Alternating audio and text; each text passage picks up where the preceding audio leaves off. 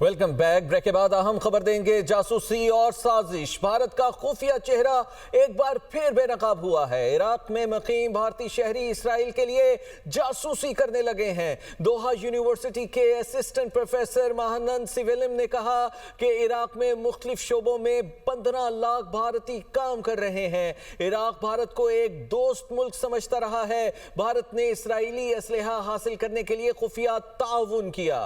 इसी पे बात करेंगे। डॉक्टर कमर चीमा साहब हमारे साथ मौजूद हैं। बहुत शुक्रिया चीमा साहब अपना कीमती वक्त देने के लिए। भारत अपनी हरकतों से बाज नहीं आ रहा, खुफिया तौर पर साजिशें की जा रही हैं और जासूसी में फिर बेनकाब भी हो रहा है। बहुत शुक्रिया। देखिए, पहली बात तो ये है कि ये सिर्फ इराक की बात नहीं है। अगर आप कतर की बात ले लें, कतर के अंदर तो इनके 9 लोगों को पकड़ के सजाए मौत दे दी गई थी। आप ईरान की बात ले लें, ईरान के अंदर तो पूरे का पूरा जो नेटवर्क था, जब इजराइल ने जून में ईरान पे हमला किया तो वो सारी की सारी जो इंटेलिजेंस सर्विसेज थी वो इनके लोग प्रोवाइड कर रहे थे। इवन के इनके लोग लड़ने रशिया चले जाते हैं और वहां पे भी जाके वो पैसे लेके और वो रशियंस के लिए लड़ रहे थे।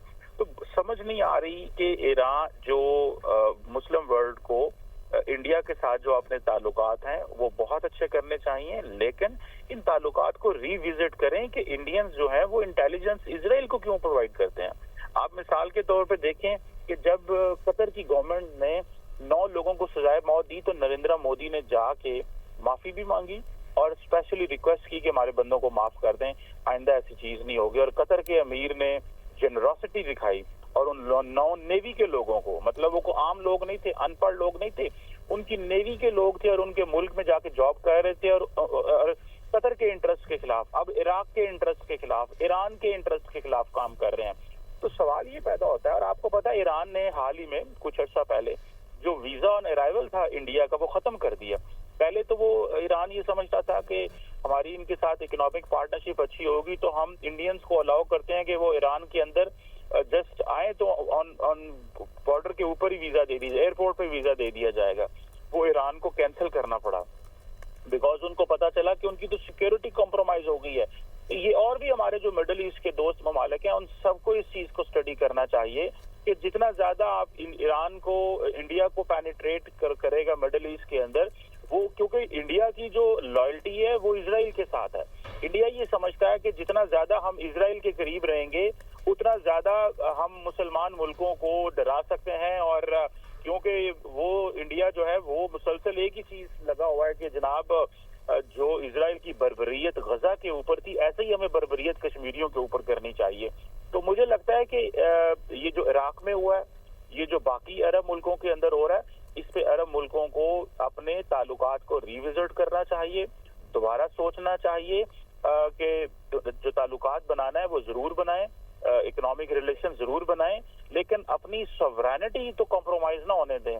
क्योंकि जितनी ज्यादा पेनिट्रेशन भारत की अरब दुनिया के अंदर होगी, मुसलमान दुनिया के अंदर होगी, वो ये समझता है कि वो अपने जो इजराइल को फायदे पहुंचा सकता है। और अभी आपको पता है अगले महीने नरेंद्र मोदी भारत के वजीर आजम इजराइल दौरा कर रहे हैं, जबकि दुनिया में कोई मुल्क इजराइल का दौरा नहीं कर रहा। आप इमेजिन करें कि इस वक्त कोई मुल्क, क्योंकि जो बर्बरियत, जो जेनोसाइड नेतन्याहू ने किया है गजा के अंदर, कौन मुल्क है जो उसको मिलने जाएगा।